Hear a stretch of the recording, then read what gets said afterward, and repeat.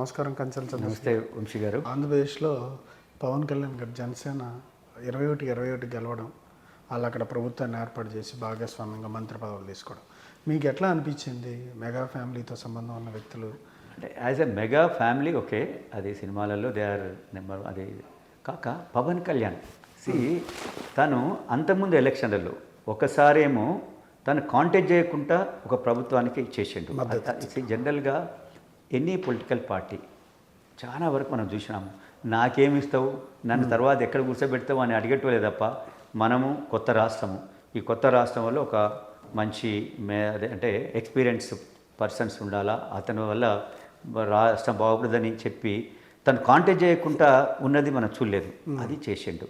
Next time చేసి second time contact చేసి ఓడిపోయిండు. తను ఓడిపోయినా కూడా ఓడిపోయిందంటే ఇంకా ప్రజల దగ్గరికి నన్ను ఇంకా గుర్తించలేదని అన్నాడు. కానీ ప్రజలు చెడ్డోళ్ళు, నేను వదిలిపెడతా, నేను సినిమాలు చేసుకుంటా అనలే. సో ఓకే, ఇంకా ప్రజలకి ఏంటి అని తను ఏమనుకున్నాడో అది చేరేదానికి. ఎందుకంటే ఆయన ఓపెన్ చెప్తున్నాడు కదా, నేను మనీ తోటి నేను చేయాలనుకుంటే లేను, ప్రజల మనసులను గెలిచే నేను పాలిటిక్స్ చేయాలని అనుకున్నా. అది గెలుపు అనేది ఆ ప్రజల మనసులను గెలిచిండు ఆయన. కాబట్టి అతనికి ఆ యొక్క ఏమంటారు, ఆ విన్నింగ్ 21 విజయం సాధించడం అనేది జరిగింది.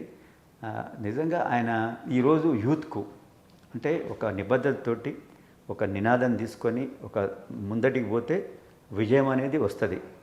మనం అనుకుంటాం కదా, చిరంజీవి గారు కూడా సినిమాలకు వచ్చినప్పుడు నిబద్ధత, హార్డ్ వర్కింగ్, సిన్సియారిటీ ఉంటే ఎక్కడి నుంచి ఎక్కడికి ఎదగొచ్చో అనేది ఆయన చూపించండు సినిమాలలో.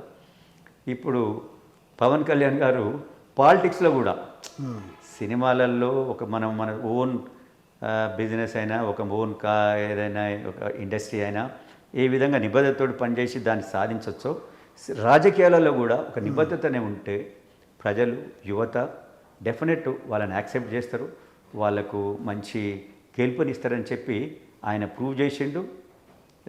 దానివల్ల ముందు యువతకు కూడా మంచి ఒక స్ఫూర్తి, అలాంటి వాళ్ళ కోసము వాళ్ళు కూడా పనిచేస్తారు.